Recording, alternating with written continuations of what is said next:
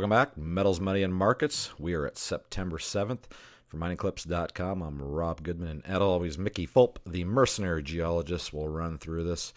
Okay, Mickey, some pretty good economic data. We'll beat some jobs, wages up, dollar up, gold slightly off. Let's hit it there.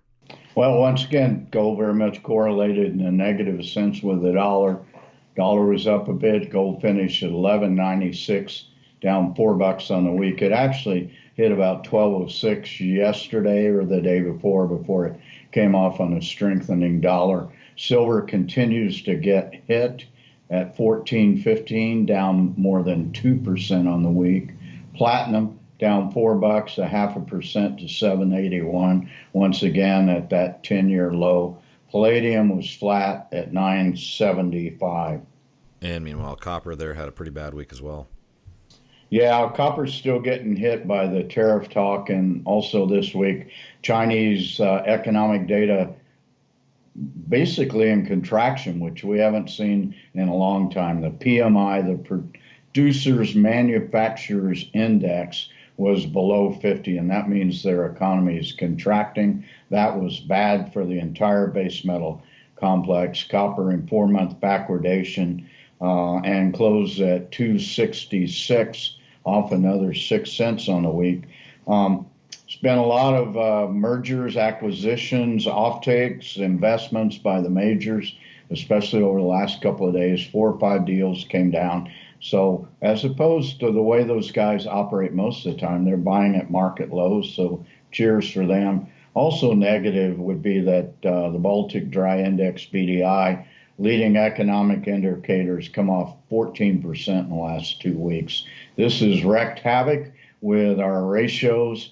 Gold, silver, almost 85. Platinum to gold, once again, an all-time low, 4 weeks in a row. Platinum, palladium at a low since 2001 at 0.8. And heading over to these energy markets, oil takes a little breather this week. Yeah, oil had a really weird week. It was very strong until midweek. It was above 70, fell down below 68 over the last couple of days, closed at 67.87. Rigs were flat. U.S. production, 11 million barrels. Inventories of $4 million oil drawdown. But the market seemed to react to end of summer season driving, and gasoline inventories were up 1.8 million barrels. And so I don't know why that was a surprise to the market. Hey, it's after Labor Day. Americans don't go on road trips anymore. Anyway, WTI closed at 67.87 for almost a 3% loss on the week. I want to comment about a bit about Canadian oil patch, just in terrible shape. Western Canada Select is trading at 30% discount to WTI, less than $38 a barrel. Meanwhile, uranium continues to tick upward. This is the week of the World Nuclear Association. It took me a while to get data.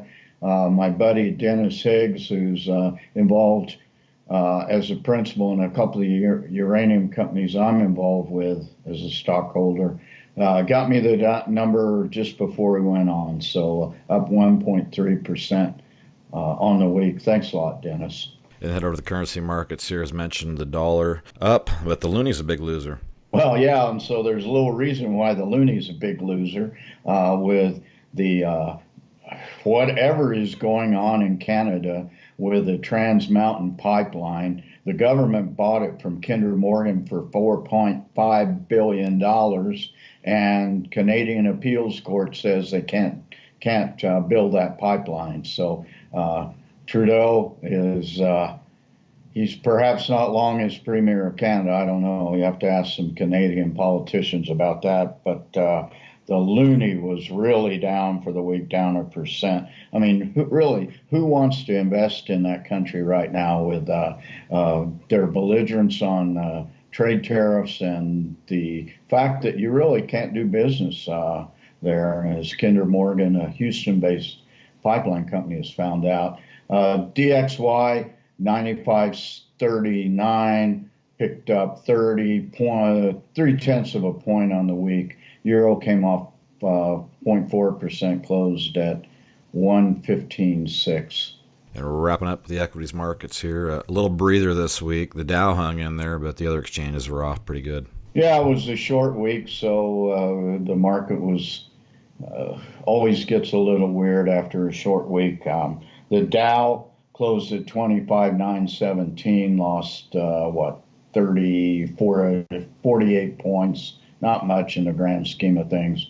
S&P 500 was off 1% to close at 2872. Now realize though S&P 500 and both the Nasdaq coming off record highs, Nasdaq took a pretty good hit, closed at minus 2.5%, 7905. The tech stocks were weak this week, and probably the weakest stock of all was Tesla after Elon Musk went on a podcast yesterday and got drunk and smoked pot, and Wall Street doesn't like that sort of stuff. So a bunch of Tesla executives are leaving like abandoning ship right now, a sinking ship it looks like. Meanwhile, Toronto Venture Exchange had an uninspiring short week, low volumes, which means the lower value closed at 712, down 1.8% on the week. Okay, Mickey, as always, appreciate the insight, and we will certainly look forward to it next week. Enjoy your weekend. All right, thanks a lot, Rob.